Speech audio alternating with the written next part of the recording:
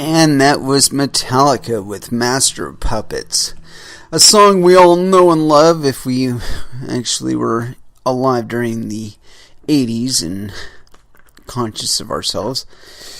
In any case, unfortunately I wasn't recording for the first half hour, so those of you who are listening to this on YouTube, sorry, that's what you get for not catching it live. Anyway, I caught this article on my Twitter feed, the ever trusty Twitter feed, and the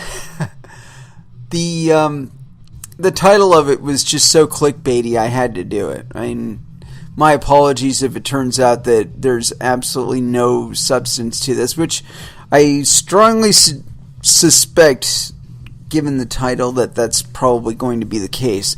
But we're going to give it a try anyway, because, why not?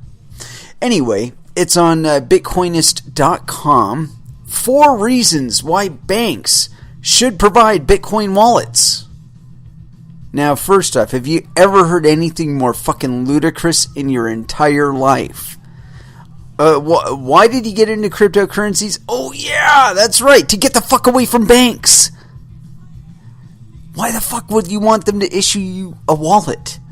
Anyway, let's continue. This is by Matthew Tompkins, and it was written yesterday, June 20th, 2017, at approximately 11 a.m. He does not indicate where he was, but clearly by the name Matthew, he does have a penis. So here we go.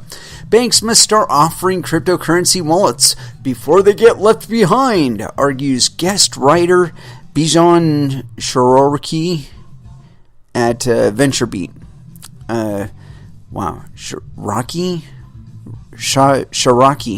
Shiraki. That sounds right. Bijan Shiraki.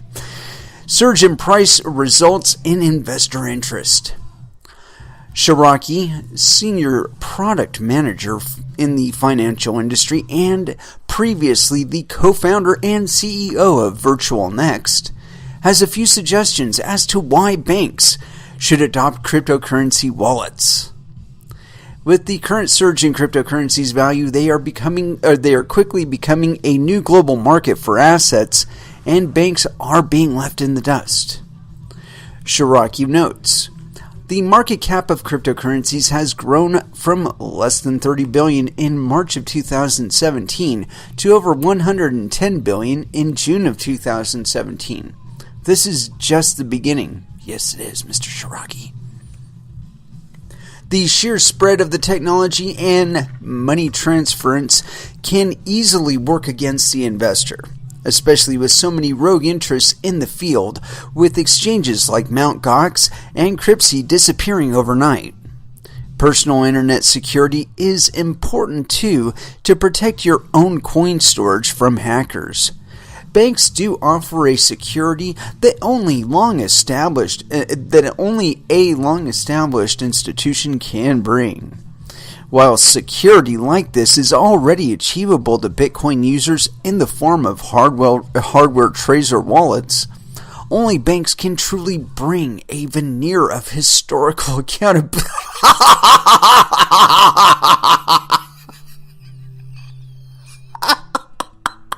Banks accountable.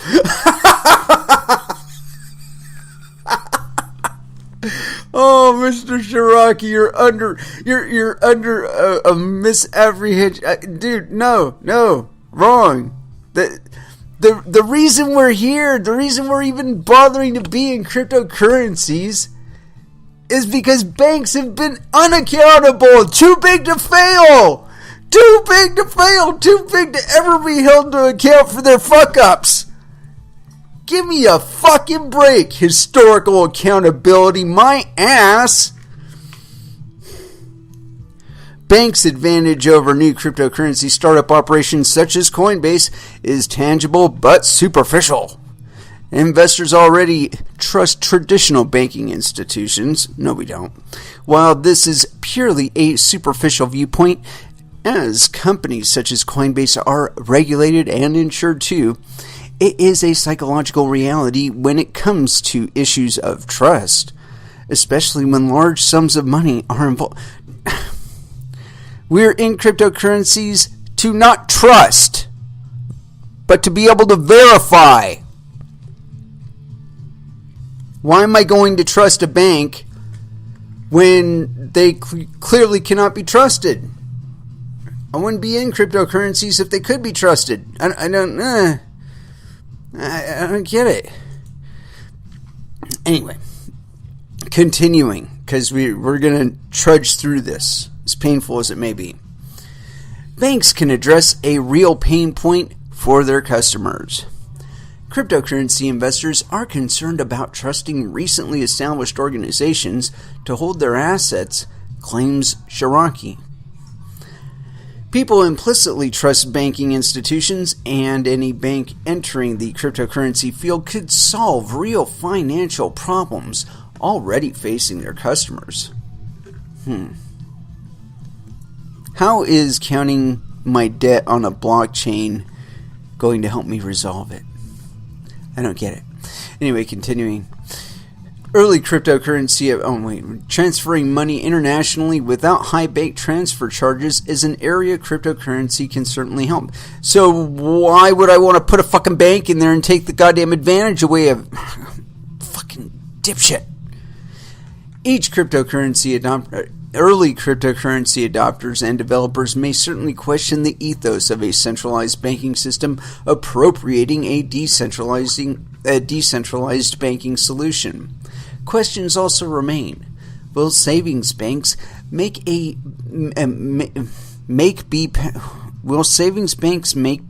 Dude, really? Did you even bother to fucking read this thing? Listen to the sentence. Will savings banks make be passed onto their customers? What the fuck does that mean? What will happen to their employees potentially displaced by the technology? That's a good question too. Traditional banks already have the trust of their customers. No, they don't. Especially with the insurances they offer. They should press this advantage while they still can. What's going to change, dude? What's going to change? Can you tell me? Either that or buy their own existing online exchange. That could they or would they even do this with their current market under... Dude, I got to reread this sentence because I don't trust him now. Either they should press this advantage while they still can. Either that or buy their own existing online exchange. But could they or would they even do this with their current market understanding? Banks currently have the competitive advantage in the industry with a good chance the solutions they offer would become proprietary. Taking and profiting from an open source solution that provides a decentralized platform. Banks will stay relevant. Cryptocurrencies such as Bitcoin might become more popular than government-backed currencies one day, says Shiraki. The only way for a bank to stay relevant, at least in the cryptocurrency field, would be to secure their relationships with cryptocurrency owners. No. Anytime banks are not investing in research and cryptocurrency adopting is time that other startup companies are spending building a solid, trustworthy reputation. It is possible that a big-name bank could simply buy a cryptocurrency exchange if they wanted to diversify. However, the risk is that fintech companies stand a real chance of usurping the old dinosaurs of finance, especially in regard to international banking and the need to keep apace with globalization. They will start learning by doing. Banks must start learning how these markets work, discover a business model, and soon, or else fintech companies will make them irrelevant, says Shiraki. Now, you know what? And I should be reading Shiraki's shit directly, but anyway. Exactly what do regular bank customers want? Do they know what they want? How would they even package a cryptocurrency wallet to a new customer already satisfied making micropayments with PayPal and Apple Pay? Would cryptocurrency be used for daily purchases? Should banks treat cryptocurrency products as long-term assets like gold? These are all questions a bank has to ask itself. Research and hard data are needed in this field to determine, among other things, just how their customers would appropriate the technology if offered. Educating the consumer is also part of this, with many customers either unaware or fazed by complexity when it comes to this field of cryptocurrency. Dude. Banks can only learn by monitoring customer behavior as they actively use cryptocurrency, discovering its future real-world use. Only by doing this can they create the data they need that their fintech competitors already know. Banks can help shape the future of cryptocurrency Fuck you, cryptocurrency regulation, my ass. Banks can influence the future of cryptocurrencies by putting more pressure on governments to regulate the industry. That's true. Shiraki. Banks are concerned about the lack of regulation in the cryptocurrency sphere. This lack of control over the technology is part of cryptocurrency's decentralized promise. If they want to have a voice in this emerging technology, they should really be joining the conversation. These 4 areas are where Shiraki wants banks to focus, claiming they only have a small window of opportunity in which to act. They currently have the dominant competitive advantage, and they should really be using it. Would this move in traditional banking institutions defeat the whole objective of the decentralized banking system that cryptocurrency already fulfills? Or is it a progression along traditional finance lines that is needed for mainstream adoption in this sphere? Let us know in the comments. And are there comments? There's not a single fucking comment on this. Huh. Not surprising. It's a bullshit premise. And I'm sorry, dude. Matthew, this article is a fail, man. Your editorial sucks.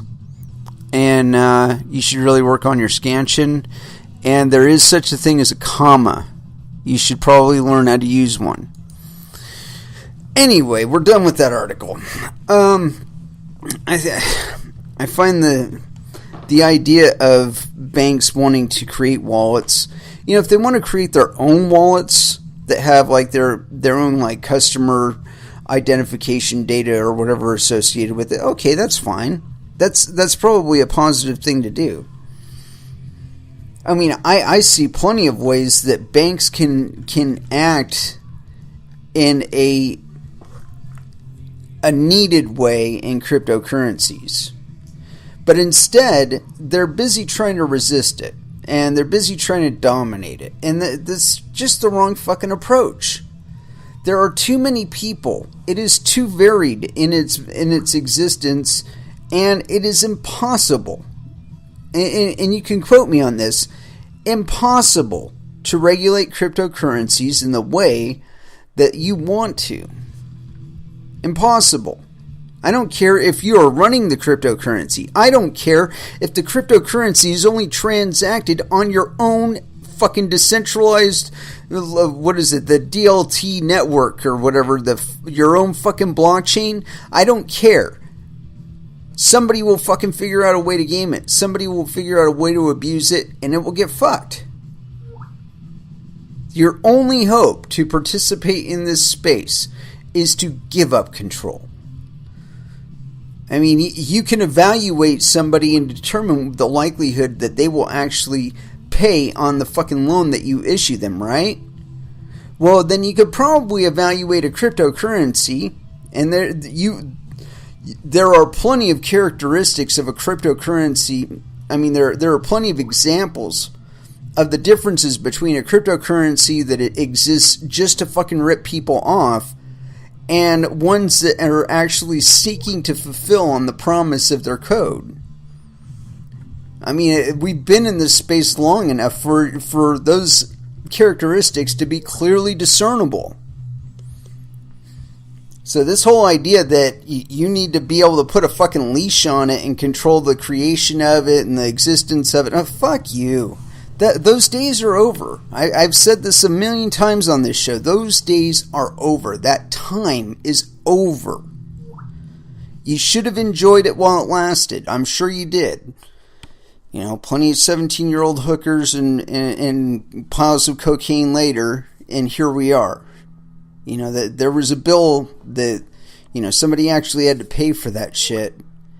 And the bill is becoming due. Or rather than holding you account for those bills, we're just seeking to find ways to transact with one another where we're not paying on those bills for you. And as can clearly be seen, I mean, there was one little factoid in there that made any kind of sense to me, and it was the expansion of the market cap from like 40 billion to 110 billion in less than, I think it said like 6 months there, a span of like 6 months or 5 months. I mean, that's some fucking explosive potential. Now, albeit, I've been thinking about this, and I think these ICOs, at this point this year, what they're really representing is, okay, check this out. So, over the next 12 months, the probability that an ICO will collapse and, you know, everybody get arrested and all that other shit is about, I would say, 70 to 80%. Okay, so take 10 of them, right? You invest, you know, on your books anyway, or however you want to do it. You invest, you know, $10,000 in each one. So like 3 of those might pay off, but 7 of them are going to fail, right? So you're counting on this, okay? And you're counting on it because you're trying to offset a loss somewhere else in your books.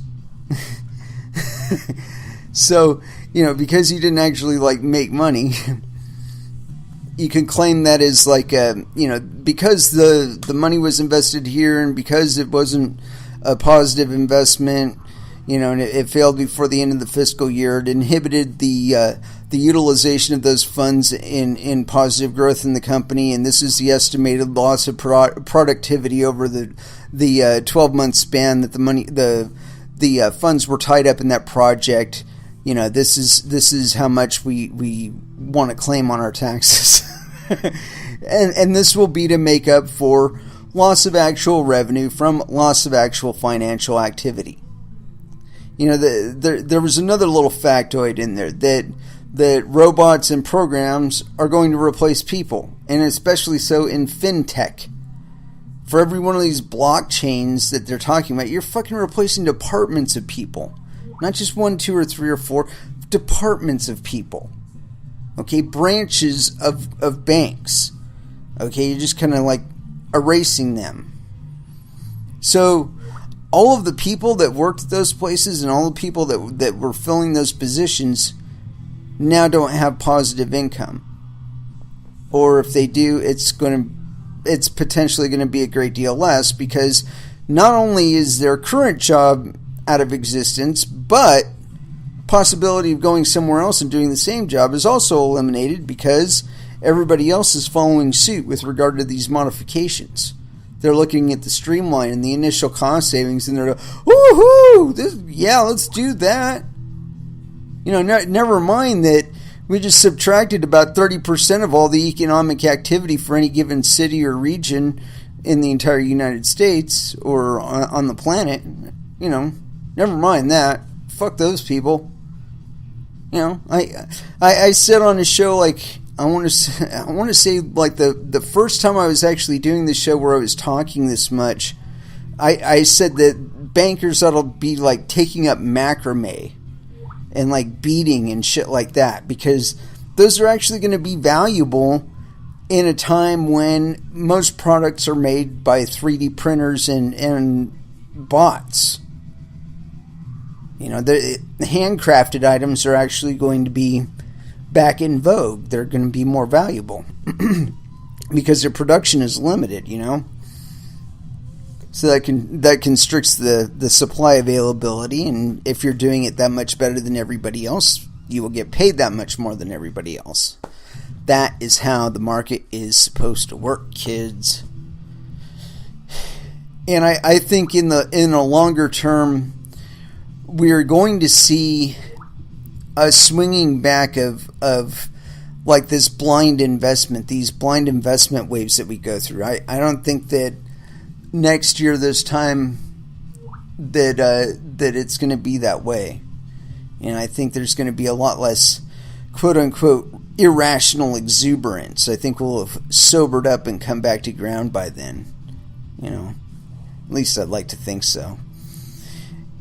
I mean, it's been said quite a few times, and I've heard Soonrock put it best that in crypto, it's like dog years. For a dog, every 1 human year is about 7 years of their age. Well, we age about 7 years for every year that everybody else does, just because this space is traveling that fast. And so making any hard and fast predictions, even at this point, is the only one I can make for certain is that in a decade, we'll be right back here. No matter what happens between now and then, we'll be right back here, where individuals such as you and I are creating and issuing cryptocurrencies on a global basis. In any case, let's go ahead and throw back into a little bit of music here. And I've been dying to play some fucking Ministry. And, Rio Grande Blood here on Coin Metal. And that was Anthrax with In My World. That was off of Persistence of Time. Old album. Because I'm an old guy. Anyway, I was reading some scuttlebutt. I guess there was a big ass sale on Ethereum, and that caused some major goofiness, from what I can gather.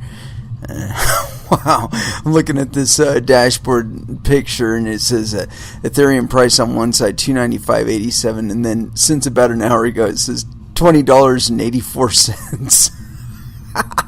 The chart just goes tank. I mean, that's somebody made a shit ton of money. A shit ton of money. Yeah. I've kind of stayed out of Ethereum, and I'm glad. And it's funny because I actually have a tab here, and it's I guess a step-by-step beginner's guide to Ethereum, and I figure why not? I mean, I've had my reservations about Ethereum. They confirmed my reservations on their last rollback with the DAO. They had a basic promise of code is law, and they did not seem to want to fulfill on that, or they had a fuck up, and rather than own it, they decided to do a rollback, and that's where we got Ethereum Classic from. And given the current happenings with regard to Ethereum, I think my wisdom in purchasing some Ethereum Classic a while ago is probably going to be greatly rewarded someday, and someday soon. Anyway, I wanted to get into this thing. It's on blockgeeks.com guide, What is Ethereum? A step-by-step beginner's guide. And, given where we're at, I figured, what the fuck? We might as well get into it, right? So here we go. I'm going to scroll down through some of the bullshit here. If you want to know what Ethereum is and how it works and what it can be used for without going deep into the technical abyss, this guide is perfect for you. Important note, this guide assumes basic understanding of blockchain technology. If you're unfamiliar with blockchain, check out this step-by-step introduction for beginners. And depending on how long that primer is, we might jump into that one to begin with. Oh no. We're gonna get buried enough with regard to Ethereum. Alright, so here it is. What is Ethereum Guide? Beyond Bitcoin and first-generation decentralized applications. Although commonly associated with Bitcoin, blockchain technology has many other applications that go way beyond digital currencies. In fact, Bitcoin is only one of several hundred applications that use blockchain technology today. Until relatively recently, building blockchain applications has required a complex background in coding, cryptography, mathematics, as well as significant resources. But times have changed. That first statement there, kind of bullshit. You just needed people that had that knowledge. Resources is a different story anyway. But times have changed. Previously unimagined applications from electronic voting and digitally recorded property assets to regulatory compliance and trading are now actively being developed and deployed faster than ever by providing developers with the tools to build decentralized applications. Ethereum is making all of this possible. What is Ethereum for beginners? At its simplest, Ethereum is an open software platform based on blockchain technology that enables developers to build and deploy decentralized applications. Is Ethereum similar to Bitcoin? Well, sort of, but not really. I want to make a minor adjustment before we go too much further into this thing. Oh, there we go. At its simplest, Ethereum is open software based, blah blah blah. Like Bitcoin, Ethereum is a distributed public blockchain network. Although there are some significant technical differences between the two, the most important distinction to note is that Bitcoin and Ethereum differ substantially in purpose and capability. Bitcoin offers one particular application of blockchain technology, a peer-to-peer electronic cash system that enables online Bitcoin payments. While the Bitcoin blockchain is used to track ownership of digital currency, Bitcoins, the Ethereum blockchain focuses on running the programming code of any decentralized application. In the Ethereum blockchain, instead of mining for Bitcoin, miners work to earn Ether, a type of crypto token that fuels the network. Beyond a tradable cryptocurrency, Ether is also used by application developers to pay for transaction fees and services on the Ethereum network. And this guy looks kind of like a goof. What is a smart contract? Smart contract. You know what? I'm going to read this thing here really quick. Bitcoin's first part was blah blah blah. Okay, yeah, we already read that part. What is a smart contract?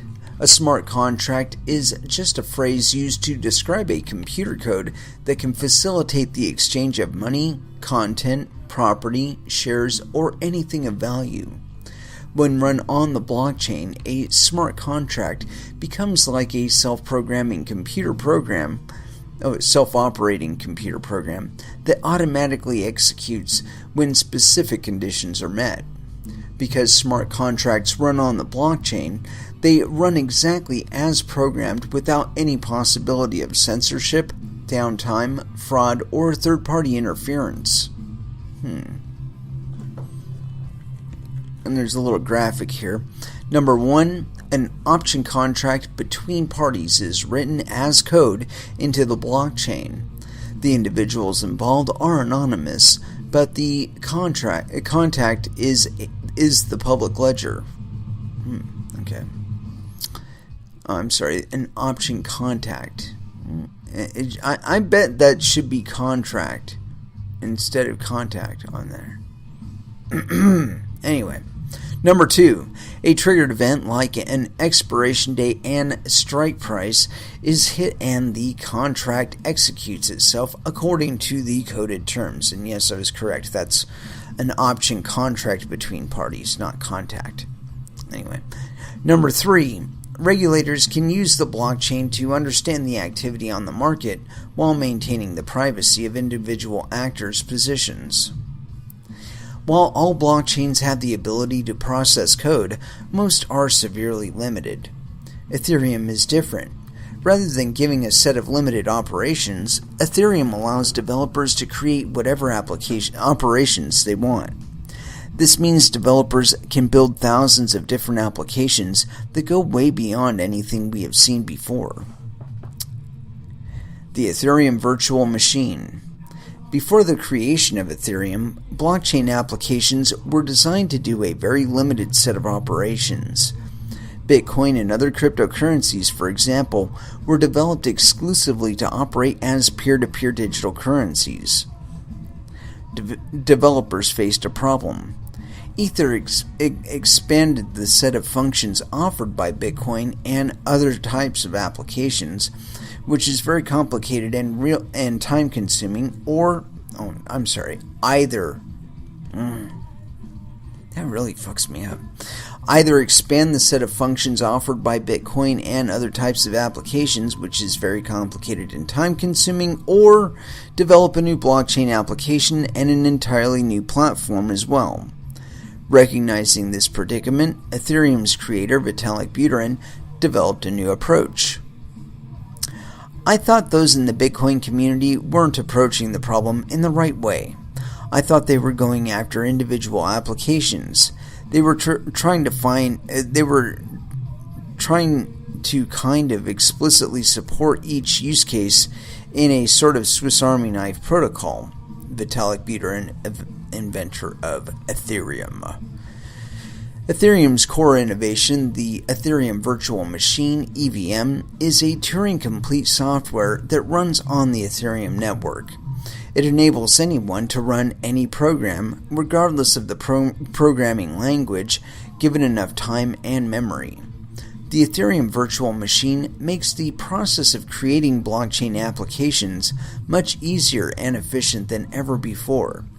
Instead of having to build an entirely original blockchain for each new application, Ethereum enables the development of potentially thousands of different applications all on one platform. What can Ethereum be used for? Ethereum enables developers to build and deploy decentralized applications. A decentralized application, or DApp, D-A-P-P, serves some particular purpose to its users.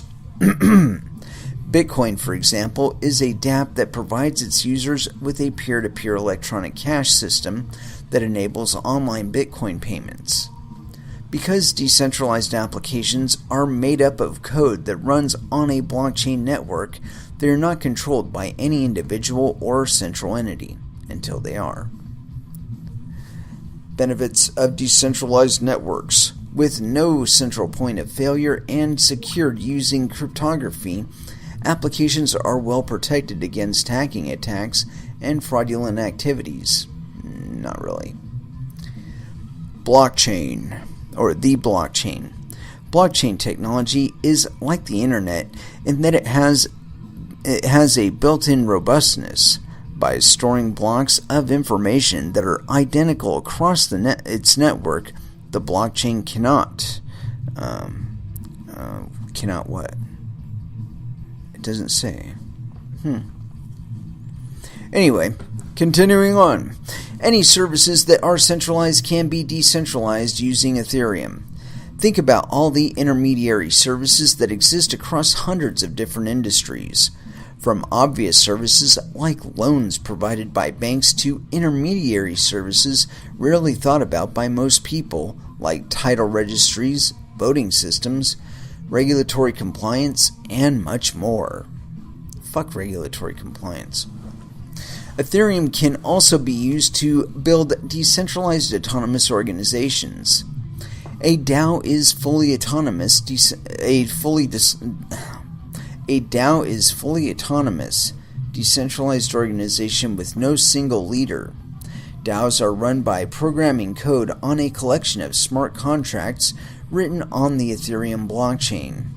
The code is designed to replace the rules and structure of a traditional organization, eliminating the need for people and centralized control.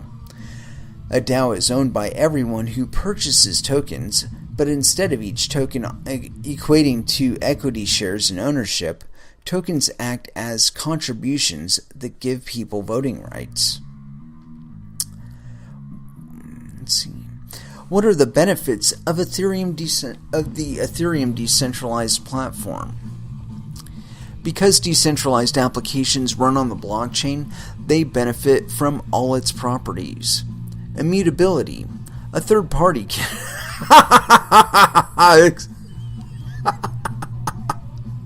when was this thing written? Because they already broke immutability. They rolled back shit. When was this thing written? I kind of remember where I was. In-depth guide, and it doesn't actually tell me. That's very strange. I'm supposing it'll probably be somewhere at the end. It was probably like written 2015, 2016, somewhere around there. Anyway, immutability. A third party cannot make any changes to data. Corruption, and these are the benefits of Ethereum decentralized platform. Corruption and tamper-proof. Apps are based on a network formed around the principle of consensus, making censorship impossible until we really need to. Secure, with no central point of failure, except for Ethereum, and secured using cryptography, applications are well protected against hacking attacks and fraudulent activities. Zero downtime.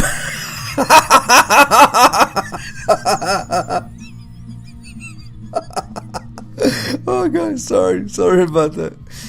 Apps never go down and can never be switched off. What's the downside of decentralized applications? Despite bringing a number of benefits, decentralized applications aren't faultless. Because smart contract code is written by humans, smart contracts are only as good as the people who write them and test them. Code bugs or oversights can lead to unintended adverse actions being taken. If a mistake in the code gets exploited, there is no efficient way in which an attack or exploitation can be stopped other than obtaining a network consensus and rewriting the underlying code. This goes against the essence of the blockchain, which is meant to be immutable. Also, any action taken by a central party raises serious questions about the decentralized nature of an application. Let me repeat that. Also, any action taken by a central party raises serious questions about the decentralized nature of an application. Sorry about that. What apps are currently being developed by Ethereum? Decentralizing existing services. The Ethereum platform is being used to create applications across a broad range of services and industries. A future of unimagined possibilities. Decentralized applications have the potential to profoundly disrupt hundreds of industries: finance, real estate, and insurance. I want to develop an app. How do I access Ethereum? There are many ways you can plug into the Ethereum network. One of the easiest ways is to use its native Mist browser. Mist provides a user-friendly interface and digital wallet for users to trade and store Ether, as well as to write, manage, deploy, and use smart contracts. Like web browsers give access and help people navigate the internet, Mist provides a portal into the world of decentralized blockchain applications. There is also the MetaMask browser extension, which turns Google Chrome into an Ethereum browser. MetaMask allows anyone to easily run or develop decentralized applications from their browser. Although initially built as a Chrome plugin, MetaMask will eventually support Firefox and a range of other web platforms. While it's still in its early days, Mist, MetaMask, and a variety of other browsers look set to make blockchain-based applications accessible to more people than ever before. Even people without a technical background can now potentially build blockchain apps. This is a revolutionary leap for blockchain technology that could bring decentralized applications into the mainstream. Blockchain Ethereum courses, filling the gap. The job market is struggling to keep up with the sudden demand for blockchain developers. Some universities and private companies have responded by offering a range of blockchain-related courses in an attempt to meet the needs of industry. According to Bitcoin pioneer Jared Kenna, experienced blockchain professionals can net over $200,000 USD in annual income. The supply of people that have extensive blockchain experiences is pretty low, Kenna explained, and the demand is quickly increasing. Sometimes they get 5 job offers a day. Learn blockchain development with Block Geeks. As a leader in the blockchain community, Block Geeks have organized our own courses to help people gain a greater understanding of the technology and prime them for excellent opportunities in the job market. We currently have 2 online courses run by industry leaders. These classes aim to bring students up to speed on blockchain technology as well as give them practical skills that will help their careers. And let's see here. We're a little over halfway through this bad boy here.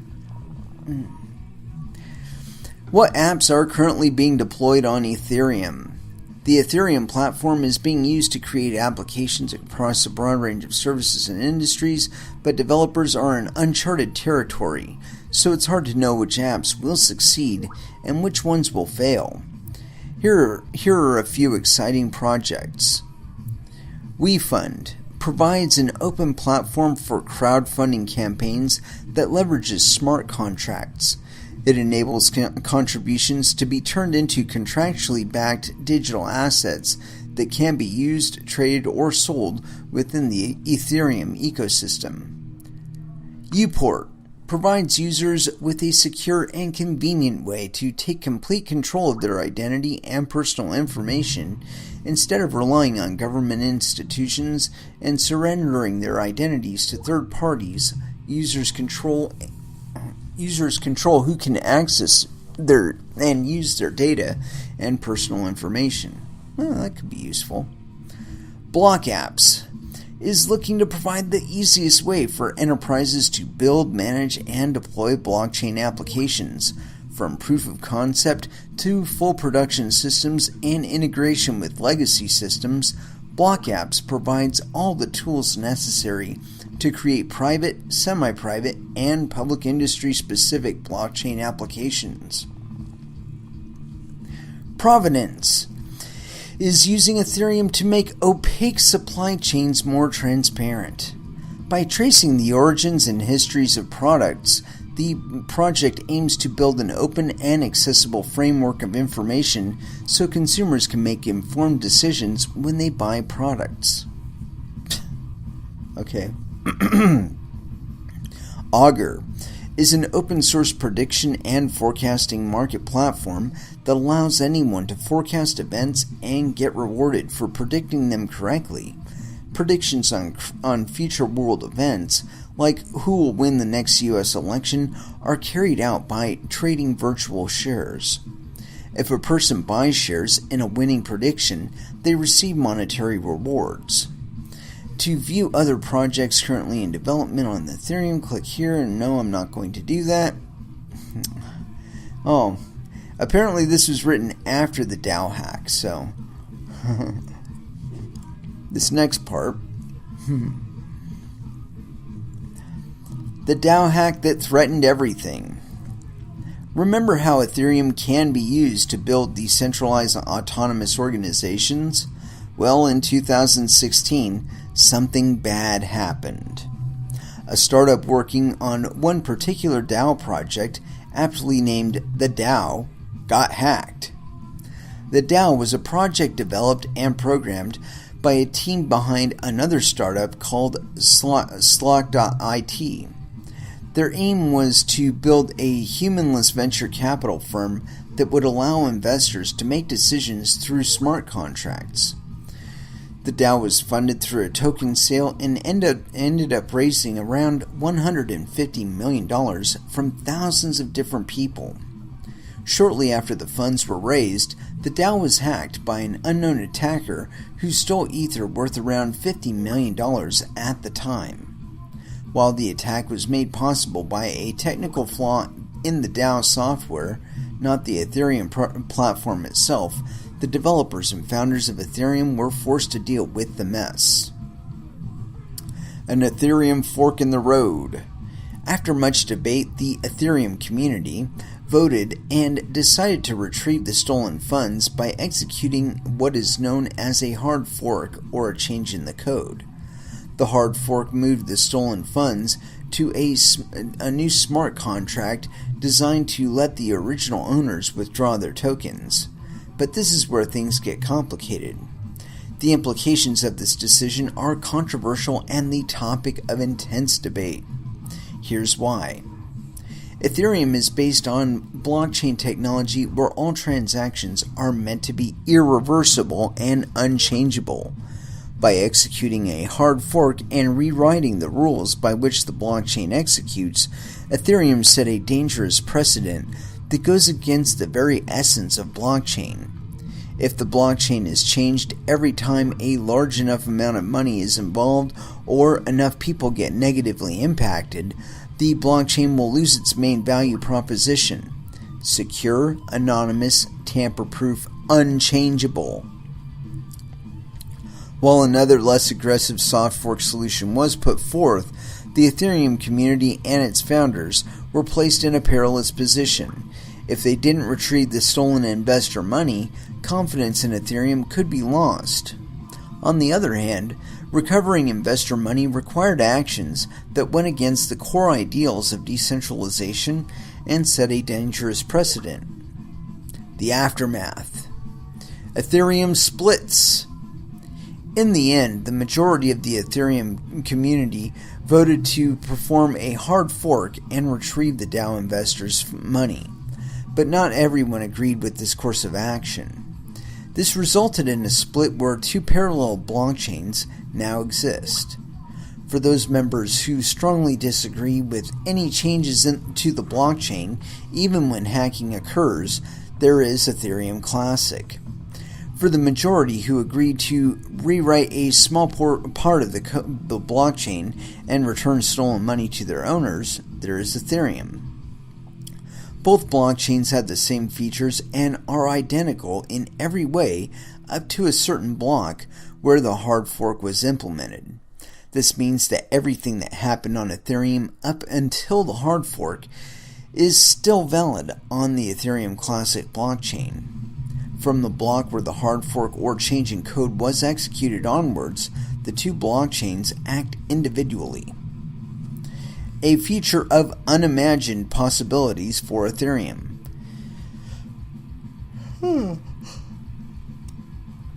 Despite the fallout from the DAO hack, Ethereum is moving forward and looking to a bright future.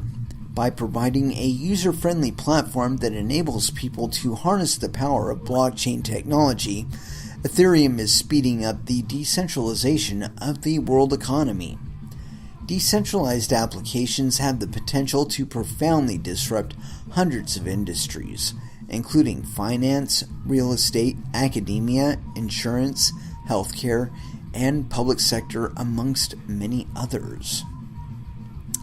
If you think the internet has affected your life, Ethereum will have the same pervasive influence on our communications, on our entire information infrastructure.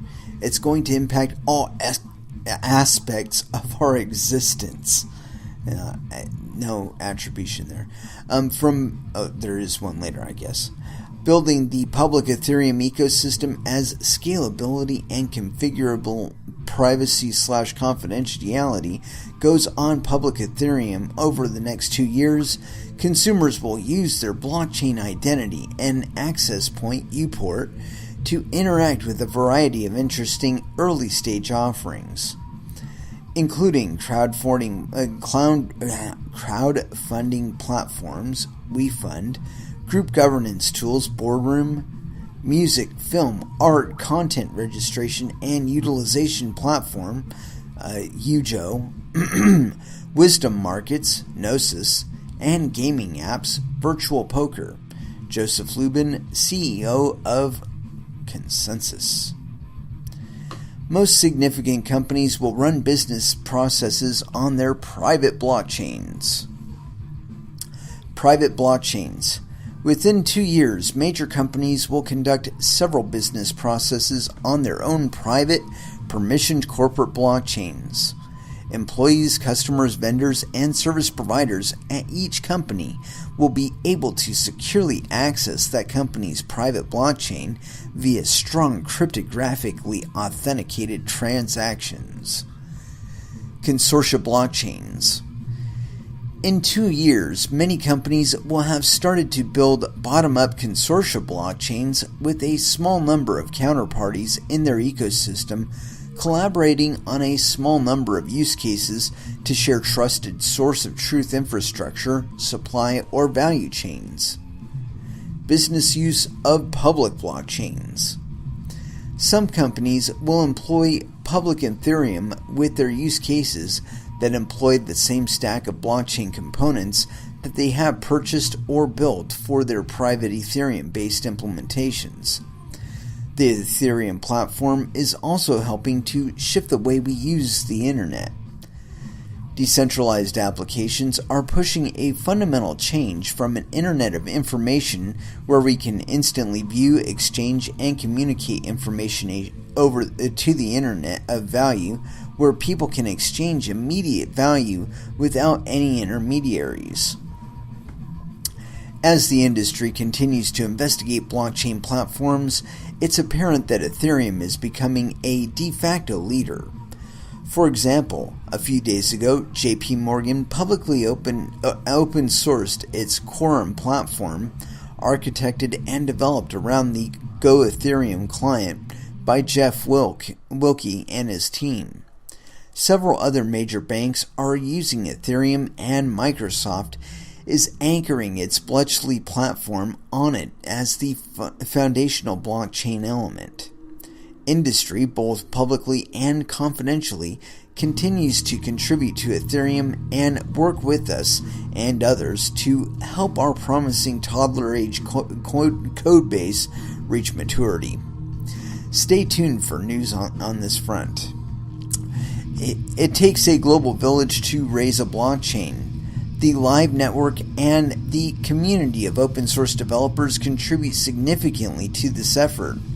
They continuously refine and harden the Ethereum platform, helping it to get faster at responding to industry demands for the value propositions it offers. These investments of time and resources speak to their faith in Ethereum governance and the value that businesses and developers see in its capabilities. Joseph Lubin, CEO of Consensus. While still in its early days, and there will no doubt be more hurdles to overcome, Ethereum looks to be a truly transformational platform. With many of the most exciting applications yet to be developed, we can only begin to wonder about the unimagined possibilities that await. Oh, jeez. Well, yeah, the DAO hack was, in my mind, it was emblematic of how they intend to deal with problems in the later term. And, you know, recent instances, although I haven't been fully informed as to, like, the total depth of events, but from what I understand, there was some attempted sell-off of like 30 million in Ethereum recently, and like 8 hours ago. And so I was looking at that, and that was that $20 thing that I mentioned at the beginning of Ethereum and whatnot. But yeah, there's some interesting shit happening in Ethereum, man, and I don't know that they're making good on that whole promise of being as good, if not better, than Bitcoin.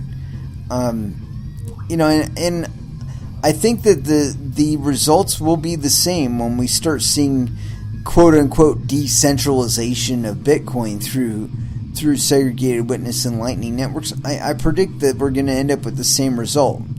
You know, and I think that the lack of concentration on exactly how much of their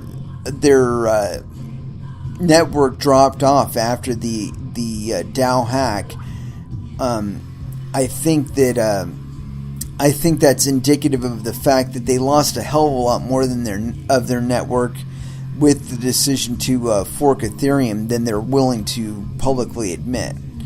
And I've tried to find information on it, and I'm sure that it exists somewhere.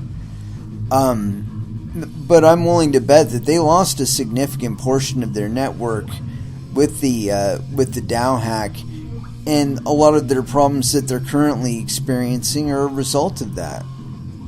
You know, that they lost so much of their network that they just can't handle the flood of ICOs coming out. I don't know. I could be wrong, but I'm sure it has something to do with it. Anyway, let's go ahead and dive back into music. I want to throw out some Korn here. Blind. Here on Coin Metal. With Electric Red. Sometimes I play that stuff just to throw some people off. The polyrhythms, they get you every time. Anyway, Ethereum. And I was looking through here, and I just saw something else about it, and some new ICO or some business like that. And in light of today's actions, I think the ICO business might slow down just a little bit. And this one, this story in particular, kind of gets us to that. Anyway, here it is. This one is on Zero Hedge, so you know it's got to be somewhere else by now as well. Ethereum flash crashes by 96% after status ICO clogs network. While Bitcoin and recent Chinese and Korean momentum favorite Litecoin have been relatively stable for much of the day, Ethereum suffered dramatic losses on Wednesday, sliding from 360 to 260 before rebounding, in the process experiencing what may have been its first flash crash, when it plunged by 96% from $315 down to $13 on massive volume before rebounding. The crash appears to have been catalyzed by a seller submitting a market order to dump roughly $30 million worth of Ethereum, 96.1 thousand, in one go, which obliterated the order book. As tends to happen without fail during volatile crypto periods, the crash almost immediately took the Coinbase offline.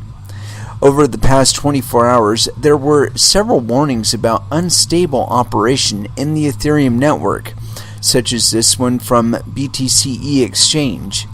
Due to the unstable operation of the Ethereum network due to the network load, the Ethereum withdrawals is temporarily unavailable. And that was a tweet by BTC-E.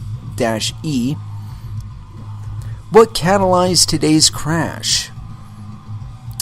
According to one explanation posted on the Ethereum Reddit, the reason was an ICO, or initial coin offering, gone very wrong.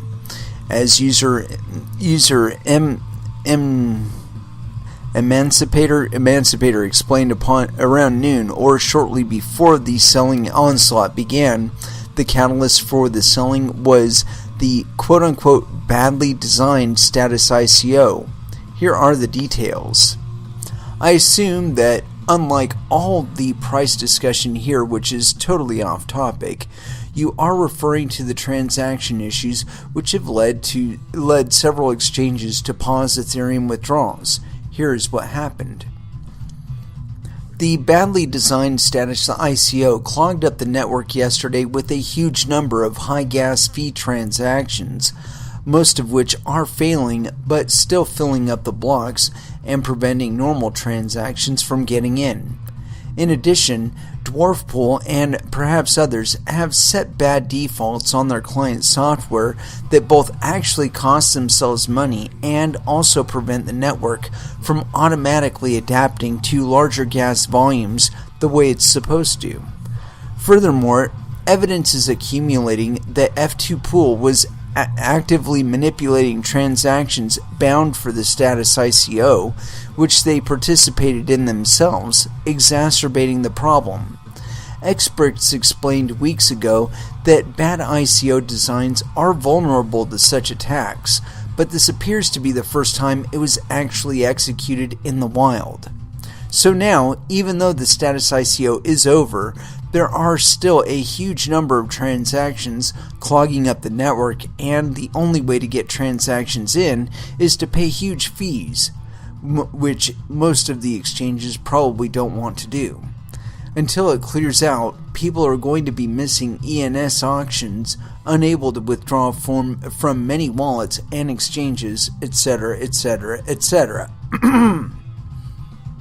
Or, as he summarized, badly designed ICOs plus selfish and foolish miners equals major delays and maybe even substantial losses for everyone else. Judging by the ensuing flash crash, this was an accurate assessment. The good news for ETH fans is that once the backlog of transactions clears up, the crypto should resume its previous ways. Finally, here is a vivid example why one should never use stop-sell orders in fragmented and unstable markets from another Reddit user. GDAX just sold a good chunk of my Ether at 10 cents each. So I had a stop order at 316 when GDAX went down for whatever reason. All my Ether was sold at the highest, at the time, price available. When I logged in, I saw a small USD amount. I thought it was a hiccup. Checked the fills, and indeed it was sold at 10 cents. There is no way this will be reversed, right? If that's the case, I believe I will be leaving the crypto market, at least until it stabilizes. Just lost $3,000 in the blink of an eye. And another similar if unconfirmed report, and I can't see this here. Oh, let's see here. Wow. I just got liquidated. GDAX sold 10,000 worth of my Ether for $16. Please, God, is there anything I can do? God, that's terrible. That is fucking terrible. Holy crap. Wow. Well, I don't know. I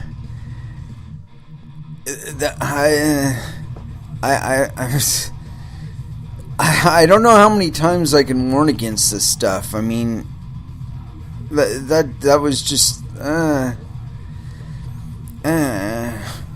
mean, come on now. we get into cryptocurrencies specifically to decentralize, right? Well, if Ethereum is the backbone for everything happening on their network, and it's the fuel for everything happening on their network, then any kind of little hiccup in that, it affects everything on their fucking network. That's a quote-unquote centralized point of failure, is it not? I mean, you can't tell me that fucking flash crash didn't impact every single ICO, every single decentralized application that was running on the fucking the Ethereum network.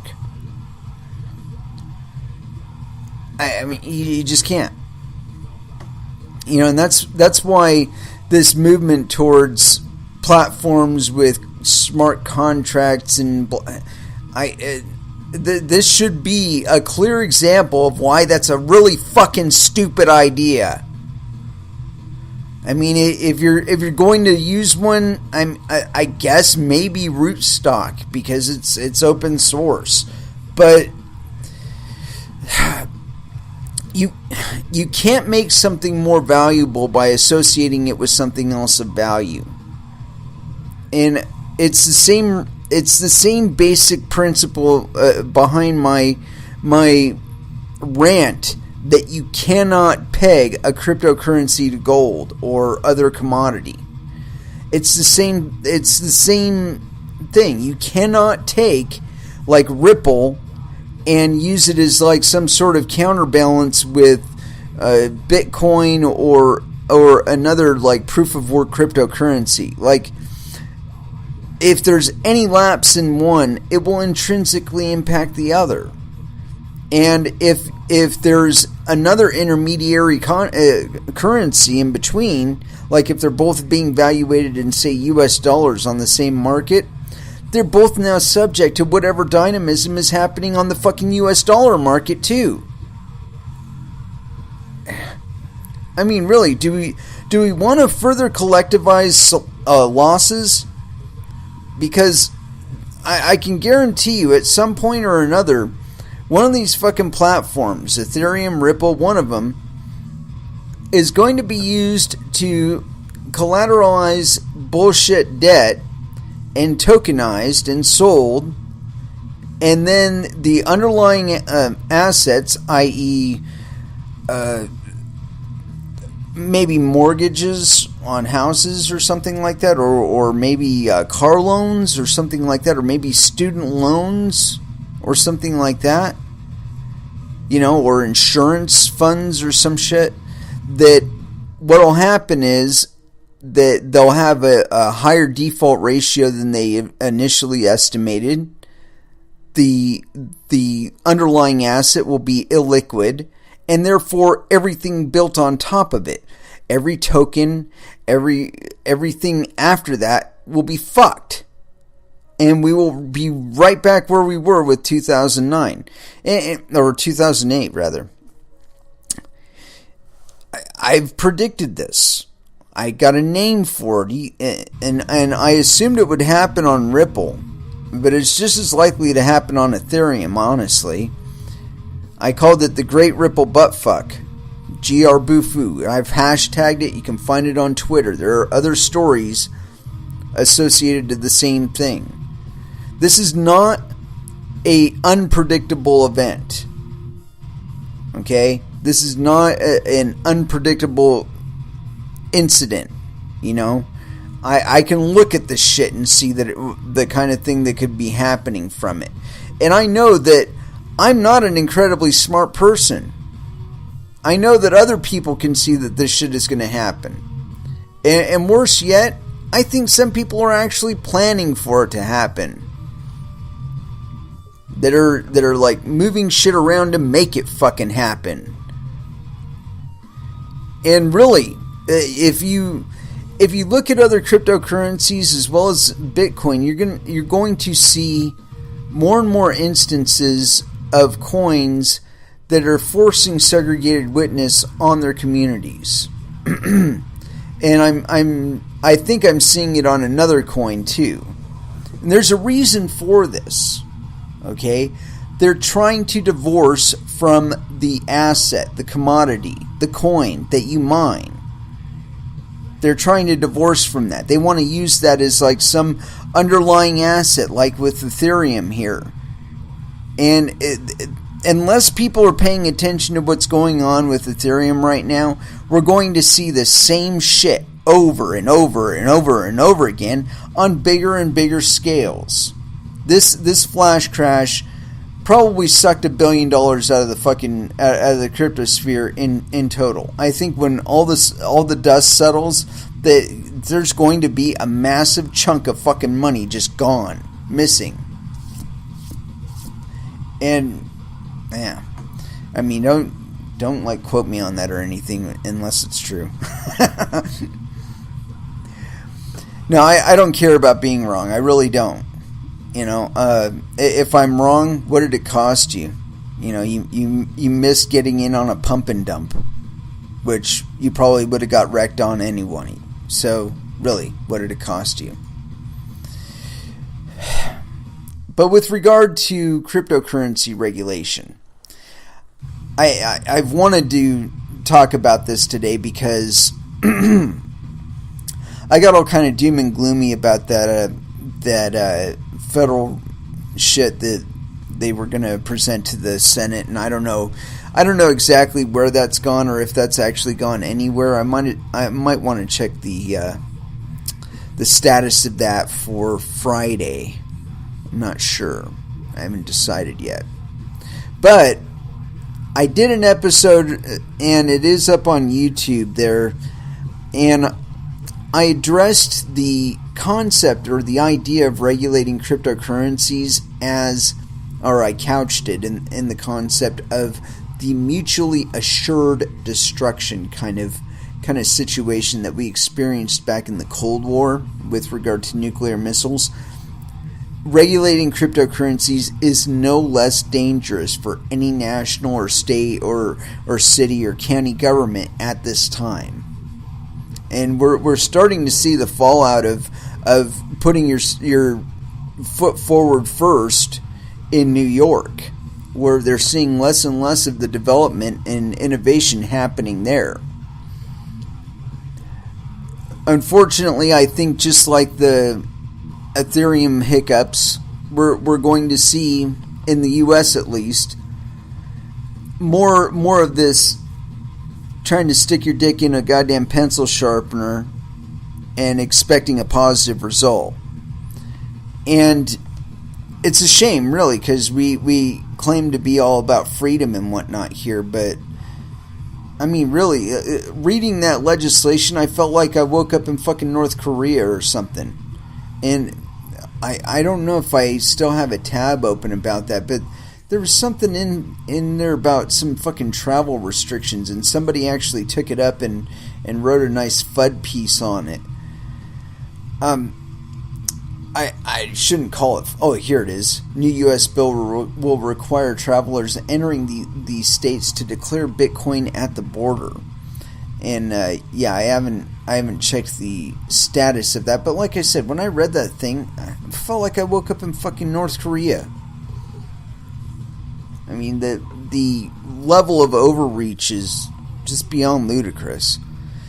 But anyway, I wanted to read this article because every once in a while we hear from the PBOC that they're gonna clamp down on cryptocurrencies and they're gonna get all hardcore about regulation and whatnot. And then we'll usually hear some sort of murmuring about that in Russia. You know, where they'll be like, oh yeah, we're going to get hardcore. And then eventually it gets around to the U.S. and they get stupid enough to actually present legislation about it, like they did in California. 3 times. To my knowledge, it still hasn't passed. I might want to check on the status of that one, because California's shit license, you want to talk about something that'll nuke crypto in the United States? Yeah, pass that fucking piece of shit. That'll be game over. Game over. I mean, not everybody's gonna fucking move to Montana or Oklahoma where they don't care about this shit yet. Anyway, I got an article here on Altcoin Today, and I think you guys will like this. PBOC will not release regulations for Chinese Bitcoin exchanges anytime soon. And this is written on June 21st, 2017. Yeah, June 21st, yeah. In May, Caxton reported that the PBOC was expected to issue new regulatory guidelines for Chinese Bitcoin exchanges in June. This would cover a list of requirements including anti-money laundering, AML, as well as how funds are managed. However, 8BTC reported this week that Sun Hui, vice president of the PBOC Shanghai head office, revealed at the news conference held by the Information Office of Shanghai Municipal Government that no Bitcoin trading regulations will be released in June. In addition, insiders at Huobi BTCC and OKCoin told the publication that they have not received any new regulatory documents. When to expect the PBOC's regulatory guidelines. Following the PBOC's inspection in January, the big three Chinese Bitcoin exchanges halted Bitcoin withdrawals. BTCC, Huobi, and OKCoin separately said at the time withdrawals would only resume after the regulators had approved their internal compliance upgrades. Several Bitcoin exchanges in Beijing met with the PBOC on March 7th to discuss the details of the draft regulations for Bitcoin exchanges, according to 8BTC. The draft outlines requirements imposed on Bitcoin exchanges such as to overhaul their Know Your Customer systems and to comply with the AML anti-terrorist financing policies. However, there has been no indication of when the PBOC's regulatory guidelines will be released. Near the end of March, Bitcoin.com reported that the exchanges would not resume withdrawals until the PBOC's AML rules had been clarified. However, at the end of May, the exchanges surprised the Bitcoin community by resuming withdrawals with some restrictions. Nevertheless, Sun did not have a specific date for the release of the regulations to share at the press conference last week, citing differences in Bitcoin treatment in each country. He said, "The PBOC has had its eye on Bitcoin and investigating possible market manipulation, money laundering, and unauthorized financing activities. We will keep doing what we should do as a financial watchdog." The PBOC defines Bitcoin as a virtual commodity and not a financial product, Sun noted, adding that the principle is that we will adopt applicable and appropriate regulations on Bitcoin. When do you think the PBOC will issue regulations for Chinese Bitcoin exchanges? Let us know in the comments below. Personally, I don't think that they will.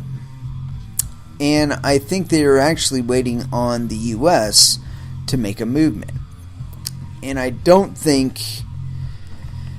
I don't know. I have reservations where the US government is concerned with regard to that. Because like I said, I read that legislation and you know, it could just as easily be passed as law in North Korea for as freedom-oriented and innovation-oriented as it may be.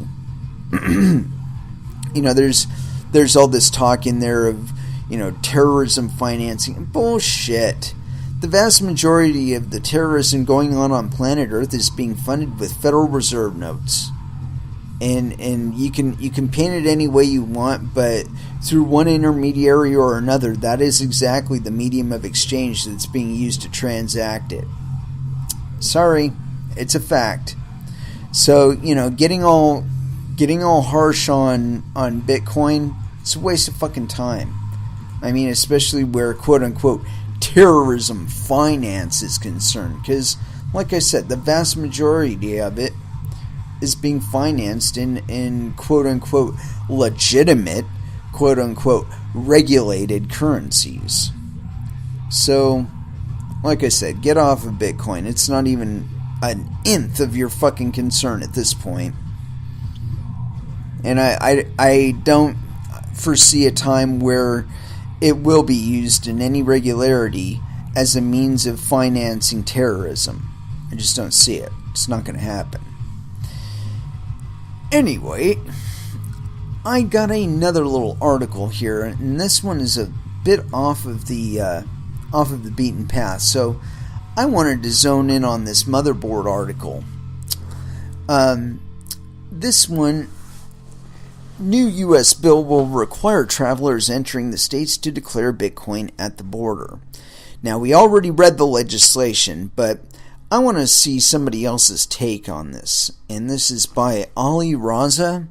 I'm assuming Ali has a penis because there is no picture here.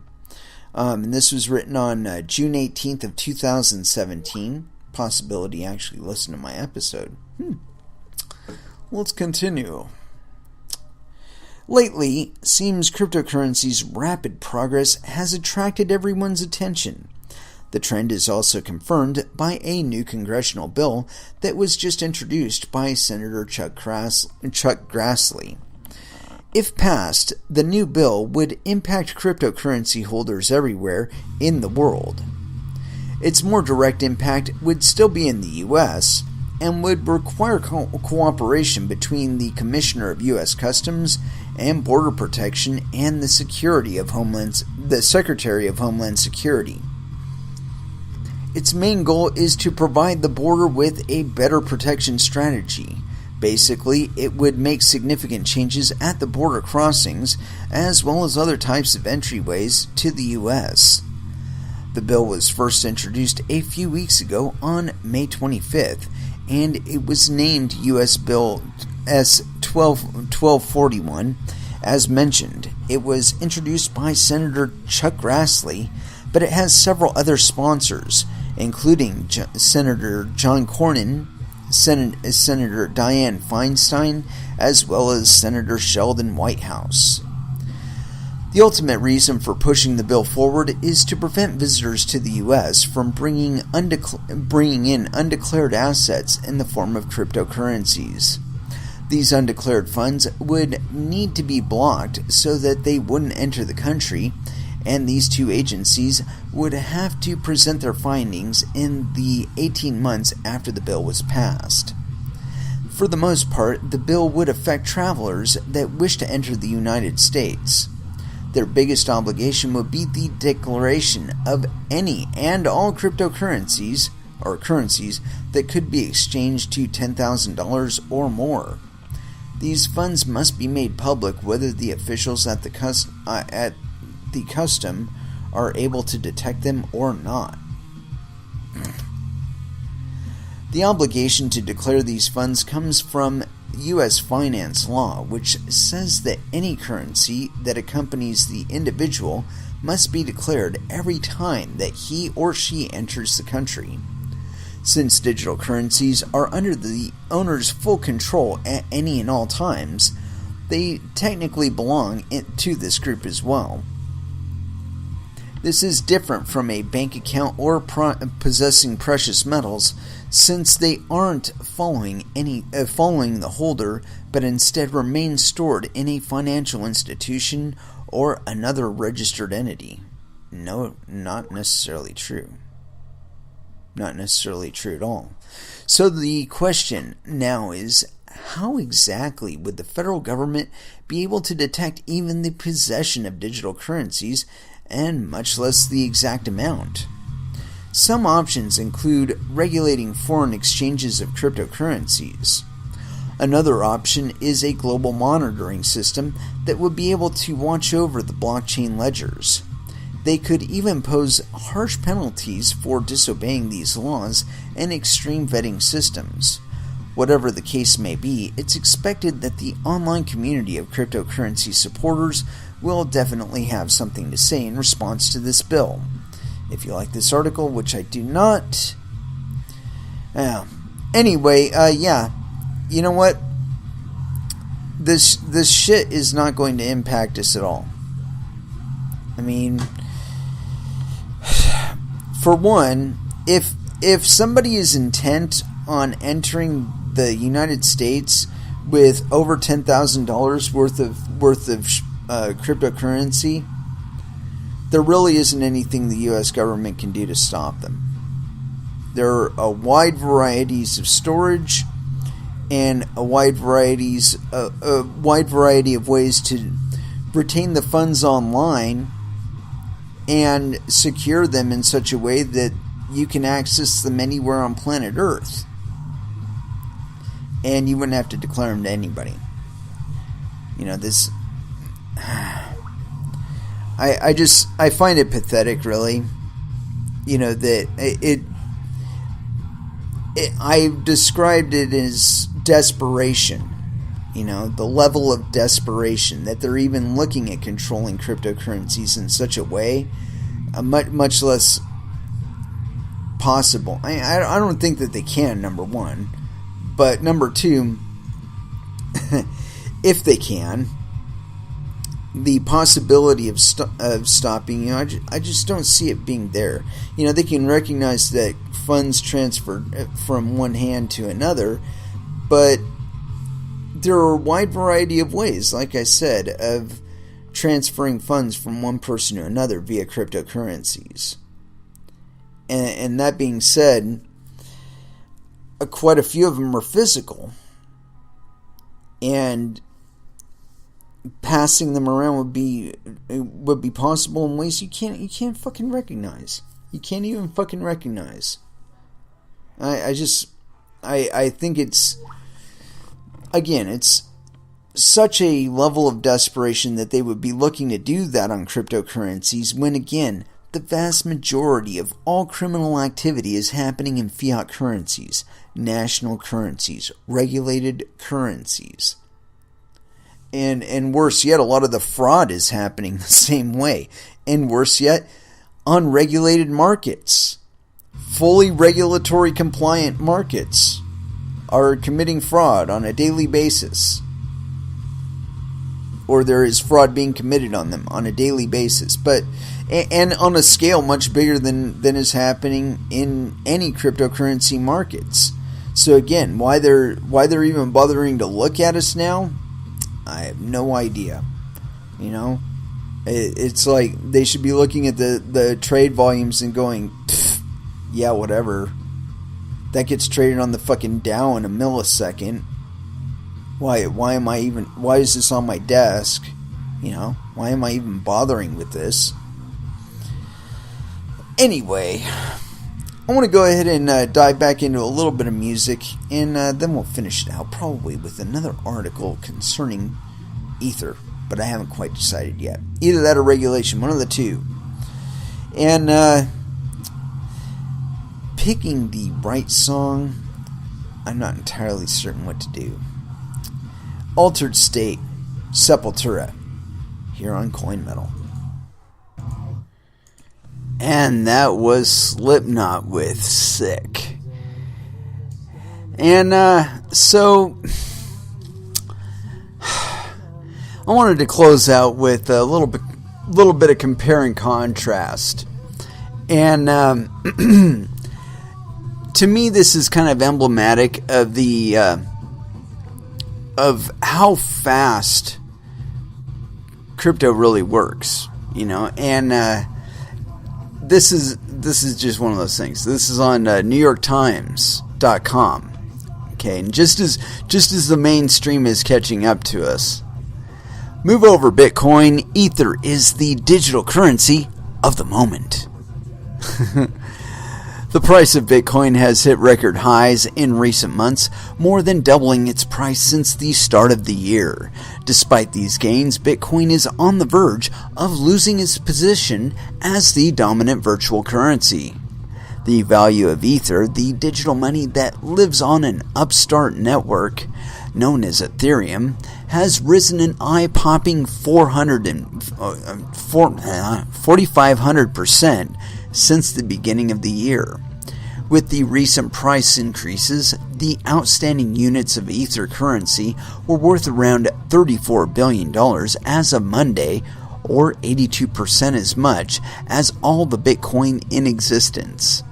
At the beginning of the year, Ether was only about 5% as valuable as Bitcoin. The sudden rise of Ethereum highlights how volatile the bewildering world of virtual currency remains, where lines of computer code can be spun into billions of dollars in a matter of months or minutes. Bitcoin, the breakout digital currency, is also hitting new highs. One Bitcoin is worth $2,600 on Monday, but the Bitcoin community has struggled with technical issues and bitter internal divisions among its biggest supporters. It has also been tainted by its association with online drug sales and hackers demanding ransom. Against this backdrop, Ether has been gaining steam. The 2-year-old system has picked up backing from both tech geeks and big corporate names like JP Morgan Chase and Microsoft, which are excited about Ethereum's goal of providing not only a digital currency, but also a new type of global computing network, which generally requires Ether to use. In a recent survey of 1,100 virtual currency users, 94% were positive about the state of Ethereum, while only 49% were positive about Bitcoin, the industry publication CoinDesk said this month. If recent trends continue, the value of Ethereum's virtual currency could race past Bitcoin's in the coming weeks. Virtual currency fanatics are monitoring the value of each and waiting for the two currencies to switch place, a moment that has been called the flippening. The momentum is shifted to Ethereum. There is no doubt about that, said William Mogayer, the founder of Virtual Capital Ventures, which invests in a variety of virtual currencies and startups. Quote, "There's almost nothing you can do with Bitcoin that you can't do with Ethereum." Even though most people buying Ethereum and Bitcoin are individual investors, the gains that both have experienced have taken what was until very recently a quirky fringe experiment into the realm of big money. The combined value of all Ether and Bitcoin is now worth more than the market value of PayPal and is approaching the size of Goldman Sachs. Investors buying Ether are placing a bet that people will want to use the Ethereum network's computing capabilities and will need the currency to do so. But that is far from a sure thing, and real-world use of the network is still scant. Bitcoin, on the other hand, has made inroads into mainstream commerce, and companies like Overstock.com and Expedia are accepting Bitcoin for purchases along with the black market operators who use the currency.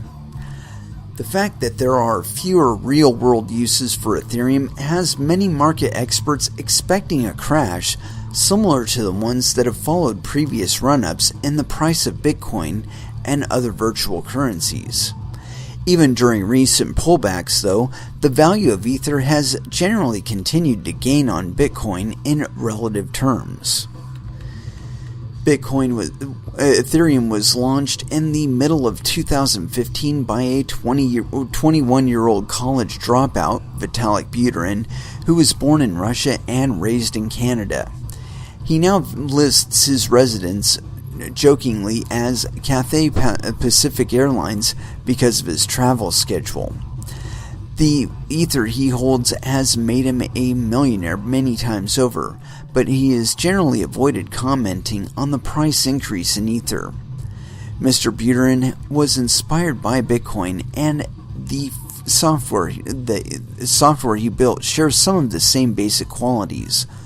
Both are hosted and maintained by computers of volunteers around the world who are rewarded for their participation with the new digital tokens that are released onto the network each day. Because the virtual currencies are traded and maintained by a network of computers, no government or company is in charge. The prices of both Bitcoin and Ether are established on private exchanges where people can sell the tokens they own at the going market price. But Ethereum was designed to do much more than just serve as digital money. The network of computers hooked into Ethereum can be harnessed to do computational work, essentially making it possible to run computer programs on the network, or what are referred to as decentralized applications or dApps. This has led to an enormous community of programmers working on the software. One of the first applications to take off was a user-led venture capital fund of sorts known as the Decentralized Autonomous Organization. After raising over $150 million last summer, the project crashed and burned and appeared ready to take Ethereum with it. But the way that Mr. Buterin and other developers dealt with the problems, returning the hacked Ether to users, won in the respect of many in the corporate world and lost much of it in the cryptocurrency world, by the way. It was good to see there is governance on Ethereum and that they can fix issues in a timely manner if they have to, said Eric Piscini, who leads the team looking into virtual currency technology at the consulting firm Deloitte. Many applications being built on Ethereum are also raising money using the Ether currency in what are known as initial coin offerings, a play on initial public offerings. Startups that have followed this path have generally collected Ether from investors and exchanged them for units of their own specialized virtual currency, leaving the entrepreneurs with the Ether to convert into dollars and spend on operational expenses, like Coke. These coin offerings, which have proliferated in recent months, have created a surge in demand for Ether currency. Just last week, investors spent $150 million worth of Ether to a startup Bancor that wants to make it easier to launch virtual currencies. If projects like Bancor stumble, Ether could as well. Several big companies have also been building programs on top of Ethereum, including the mining company BHP Billiton, which has built a trial program to track its raw materials, and JP Morgan, which is working on a system to monitor trading. Over the last few months, over 100 companies have joined the nonprofit Enterprise Ethereum Alliance, including global names like Toyota, Merck, and Samsung, to build tools that will make Ethereum useful in corporate settings. Many of the companies using Ethereum are building their own private versions of the software, which won't make use of the Ether currency. Speculators are betting that these companies will eventually plug their software into the broader Ethereum network. There is, though, also the possibility that none of these big trials come to fruition and the current excitement fizzles out, as has happened many times in the past with Bitcoin after big price surges. I hope this is the year where we start to close the gap between the speculative value and the actual value, Mr. Morgier said. There is a lot at stake right now. And this was written, if I didn't make note of it before, this was written on June 19th, 2017. That's 2 days ago. This is today. Fast forward 2 days. $13. Ether prices plunge on GDAX. Exchange flash crash. In yet another instance of just how volatile the cryptocurrency markets can be, the price of Ether plummeted to $13 today on cryptocurrency exchange GDAX. The steep decline observed at roughly 8:30 UTC had an outsized effect on the market for the digital token that powers the world's second largest blockchain. Overall, the value of Ether fell to this price after trading at as much as $365.79 earlier in the session, according to GDAX data. As a result, the flash crash represented a more than 96% decline from the daily high. The move was so severe that Coinbase, the U.S. operator of the exchange, opted to disable trading of the Ethereum USD pair and block withdrawals of Ether. Further, the price of Ether suffered this loss amid signs that the Ethereum network has been struggling to cope with the demands of its rising use. Data provided by Etherscan reveals that more than 300,000 Ether transactions were broadcast on the 20th of June, an all-time high for the 2-year-old network.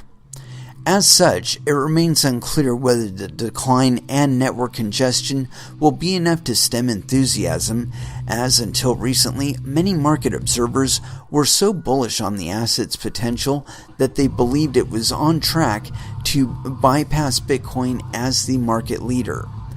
At press time, Ether was trading at roughly $300 across global exchanges.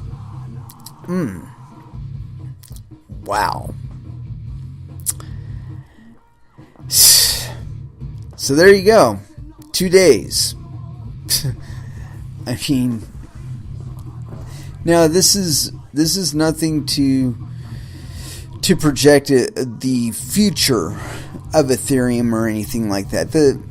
I think the big takeaways will happen after the settling, and I don't think we've actually seen the end of this little episode.